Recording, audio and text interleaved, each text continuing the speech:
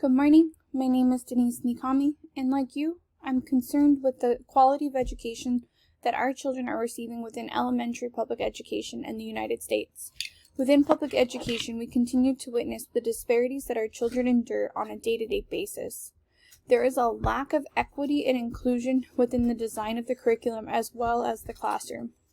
For example, Black students are 3 times more likely than white students to be suspended or expelled from public schools. African American students are not the only ones suffering.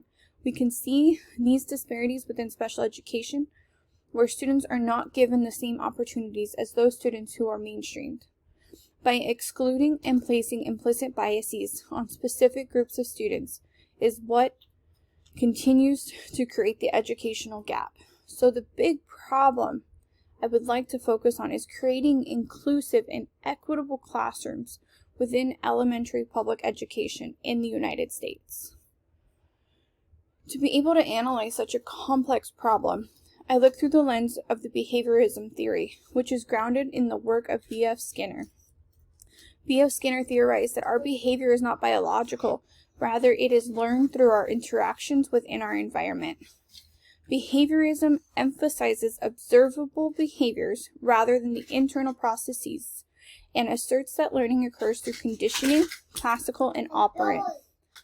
We can apply the behaviorist theory within our classrooms by applying positive and negative reinforcement strategies. Educators can help to shape how student behavior can change in a positive way.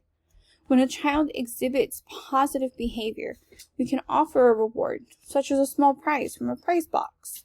By offering a reward for positive behavior, it will increase the likelihood that children will make more positive choices through classical conditioning. When there are negative reinforcements, such as removing a sticker from a behavior chart, which will help to remove undesirable behaviors that perpetuate a distraction within the learning processes. A behaviorist approach can be an essential tool in reconstructing our classrooms using measurable outcomes to create consistency. Using the behaviorist approach can lead to more equity and inclusion within the classroom setting. Evidence-based behaviorist frameworks like positive behavioral intervention and supports have been proven effective in reducing exclusionary discipline and removing classroom culture, especially when tailored to be culturally responsive. My innovative approach to such a complex problem would be to implement a culturally responsive positive interventions and supports framework that incorporates a district-wide implementation of a sticker economy to be able to reinforce positive behaviors in a classroom setting. This would allow for operant conditioning that has measurable outcomes to see progress in our students' behavior with the implementation of this new system. We would be able to teach our students inclusive and equitable behaviors through operant and classical conditioning approaches.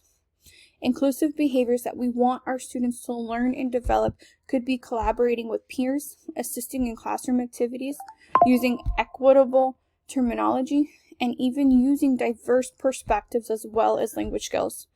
When an educator witnesses a student exhibiting these types of behaviors, we can implement positive reinforcement by giving them a star in their chart. For each star a child earns, they can earn verbal praise, a small prize, or even have recognition from their peers. This would also bring students together, as the class as a whole could work together to earn an ice cream or pizza party at the end of each month. When a child exhibits behaviors that are not conducive to equitable or inclusive classroom design, they could lose a star or lose a privilege for a specific activity.